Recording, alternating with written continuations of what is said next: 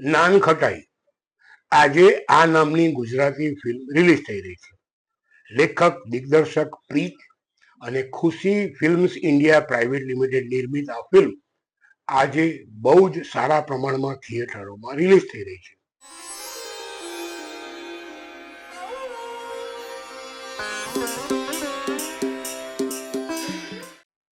ફિલ્મની વાત કરીએ તો ફિલ્મ એવી 3 વાર્તાઓને પ્રતિપાદિત કરે છે કે જે એકબીજામાં ભળીને એક વાર્તા બનાવે છે.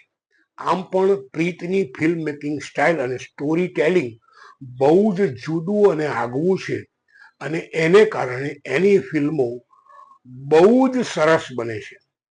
હા, વેનીલા આઈસ્ક્રીમ હોય કે ગુજરાતી matrimony.com હોય, પ્રીતે આપણને ફિલ્મની વાર્તાને નવી રીતે જોવાનો ચસ્કો લગાડ્યો છે અને આજે એમની આ ફિલ્મ આવી રહી છે.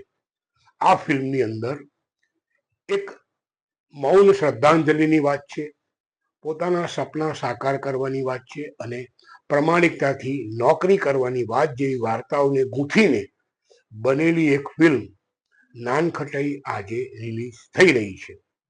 મુખ્ય કલાકારોની વાત કરીએ તો હિતેન કુમાર, મયુર ચૌહાણ, તત્સત મુનશી, મિત્ર ગઢવી, ઈશા કંસારા, દીક્ષા જોશી, તર્જની ભડાલા, કલ્પના ગાગડેકર અને બીજા ઘણા બધા કલાકારો.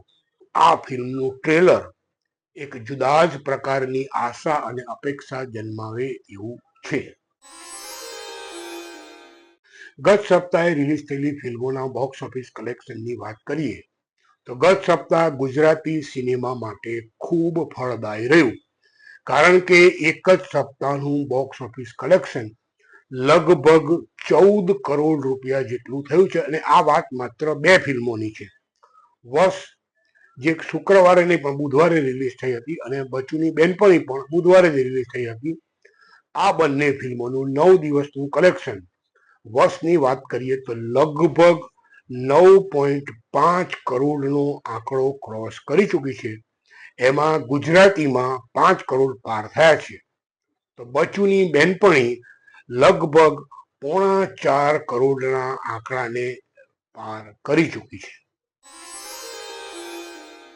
હવે સિનેમા અંગે મારા મનની વાત.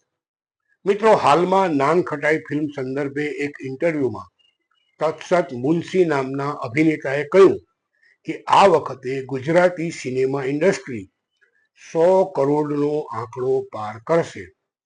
ગુજરાતી સિનેમા જગતના તમામ મહારથીઓને અભિનંદન, કારણ આજની તારીખનો આંકડો જોઈએ તો લગભગ 80 કરોડની આજુબાજુ પહોંચી ચૂક્યા છે અને હજુ 3.25 મહિના દિવાળી વેકેશન જેવી બમ્પર સિઝનો બાકી છે.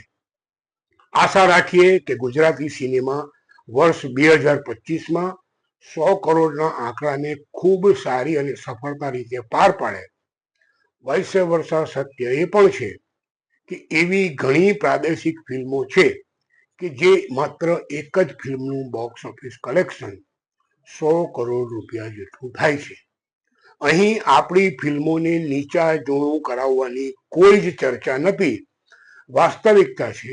પરંતુ સત્ય એ પણ છે કે ગુજરાતી સિનેમા ધીમે ધીમે પણ મક્કમ ગતિએ આગળ વધી રહ્યું છે અને આગામી વર્ષોમાં એવી ફિલ્મ પણ બને તો નવાઈ નહીં કે જે એક ફિલ્મ જ 100 કરોડનો આંકડો પાર કરે.